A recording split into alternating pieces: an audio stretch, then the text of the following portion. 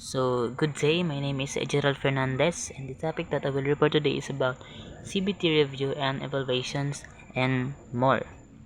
Competency based training, like any trainings, should evolve dynamically. The evaluation of training refers to any attempt to obtain information or feedback on the effects of a training program and to assess the value of the training in the light of that information. It is important after you deliver a training session that you review your delivery and look at what went well and what might be improved.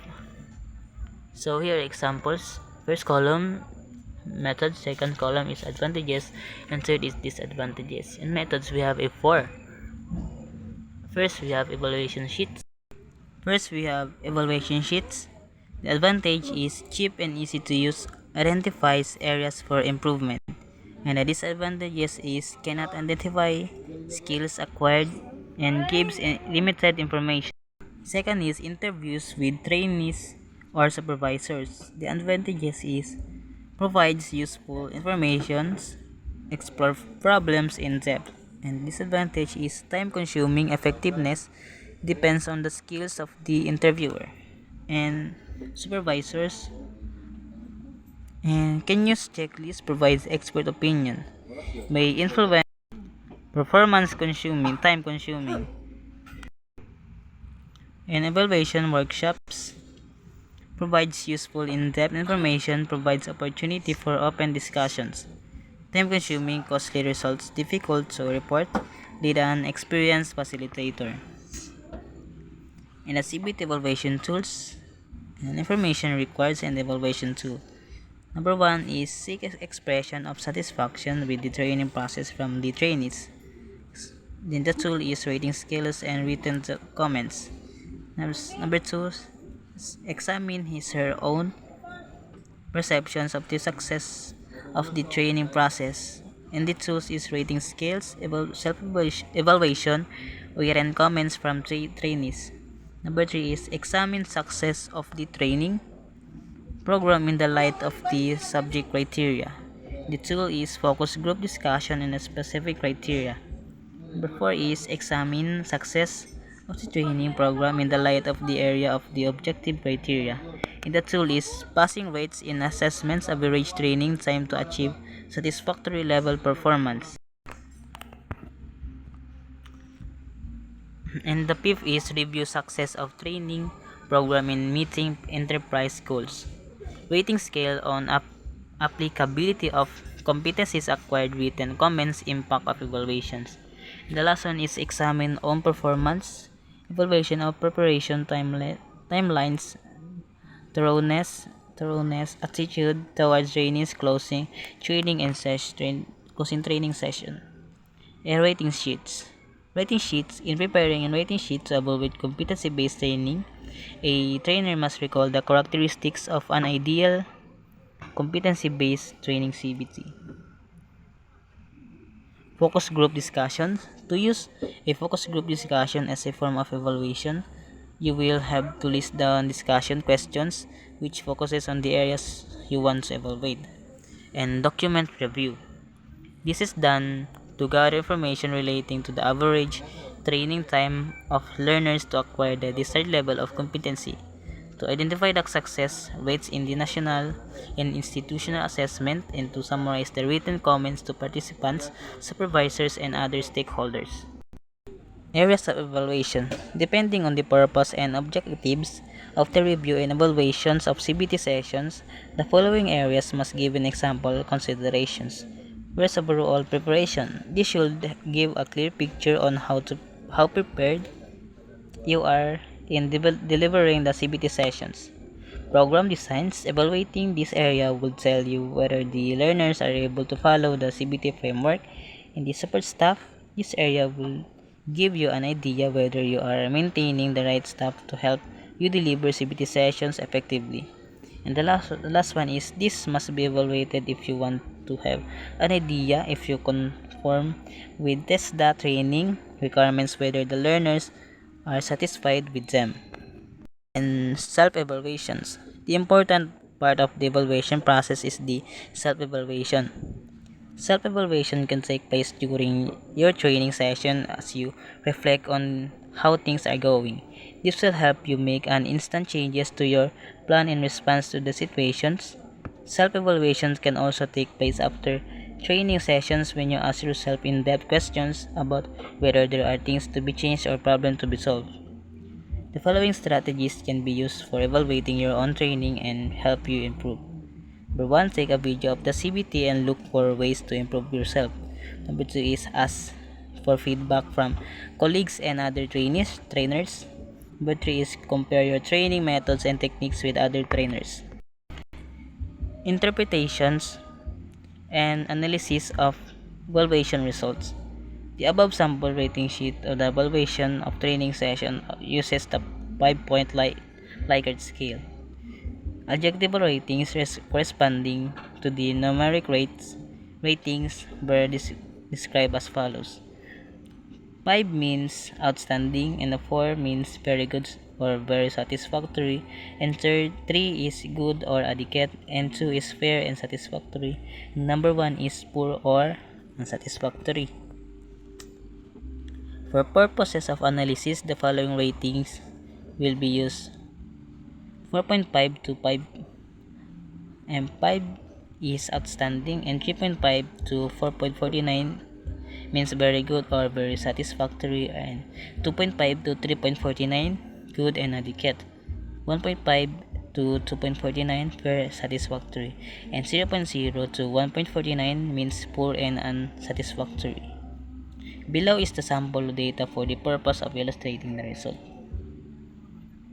Is we have preparations and 1 2 3 4 5, the poor, unsatisfactory, fair, satisfactory, good, adequate, very good or very satisfactory, and outstanding, and the average in interpretations. In preparation, we have a workshop layout conforms with the components of a CBT workshops, and numbers of civilian is sufficient.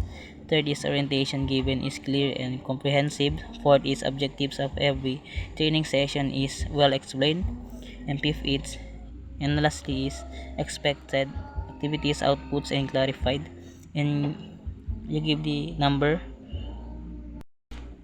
or scores, and you give the total average and the interpretation, whether it is good, adequate, or fair, and your overall average. In analysis and interpretation of data, the hypothetical data shown above is analysis. I analyzed the interpreted as follows. The table above shows the average ratings of 25 trainees who rated the preparation of the training sessions. The data reveals that the clarity and comprehensiveness of orientation activities is rated with an average of 2.28, which is fair. The workshop layout 2.88, sufficiency of CBLM 2.96, and how well objectives are explained is rated with an average of 3.2, are rated as goods. Overall average rating, which is 2.61, means that preparation is generally good or adequate. And pre-test and post-test presented below is a hypothetical data of the pre-test and post-test scores, which will be the basis of our discussions and example of analyzing the results of a pre-test and post-test. First column is students, second is pre-test score, and third is post-test score.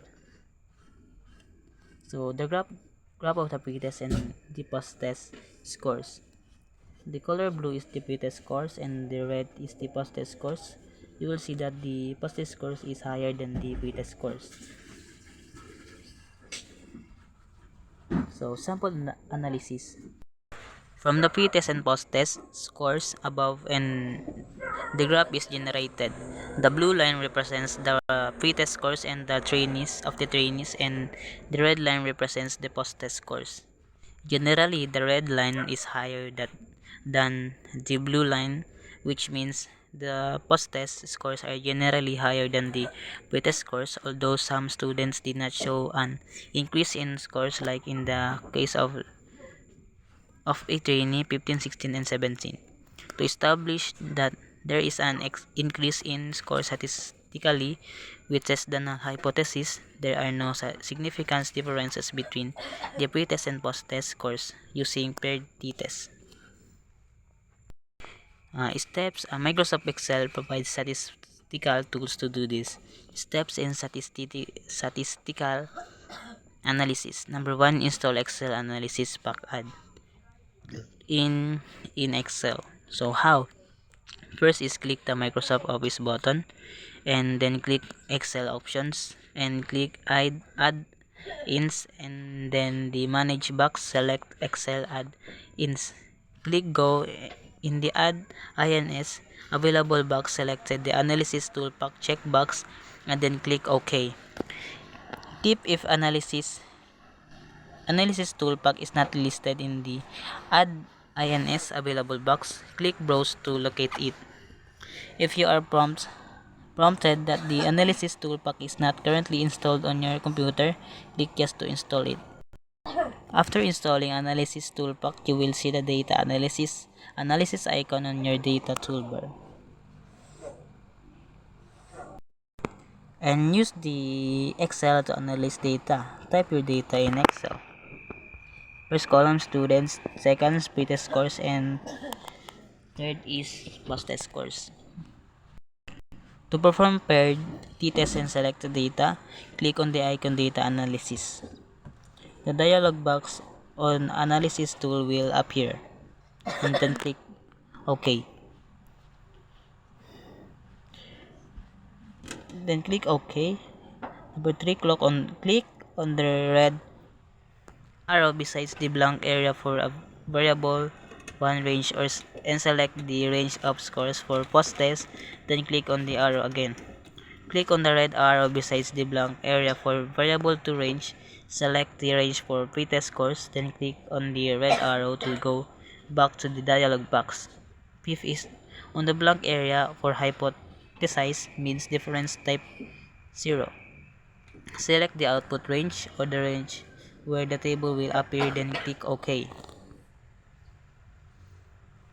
T-test paired to sample for means. Here's our example. Sample analysis. The table shows the mean difference between pretest and post-test scores. It also shows if these scores are statistically different. The mean difference of pretest and post-test scores is 4.59 and the p-value is 0.001, which means the pretest and post-test are significantly different. That is, post-test scores are higher than pretest scores. This means that the training increased the knowledge and skills of the trainees. T stat is the mean difference of scores, while P is the probability that these test scores are significantly the same. If the p-value is below 0.05, the test scores are significantly different at 95%. 95% degree of significance. If the p-value is greater than 0.05, there are no significant differences between the pretest and post-test. Training session adjustment. The results from these methodologies are legitimate sources of information and basis for adjusting training sessions, self-assessment, and self-reflections. If properly recorded in the provided space in the session plan, will give the trainer an idea what to adjust to improve the attainment of knowledge and skills. Trainee satisfactions of the training session activities that are unsuccessful. Feedback from trainees, among others, are sources of important information which will lead to a successful adjustment in the training session. Proper documentations and analysis of this important data should be done to serve as a basis for more scientific modifications in training. Documentation should be submitted to proper authorities to serve as a basis for decision making about training and methodologies and curriculum. These documents may be very useful to the following: first, other instructors. Second is the research team. Third, the vocational instruction supervisor, and the administrator. And that's all. Thank you.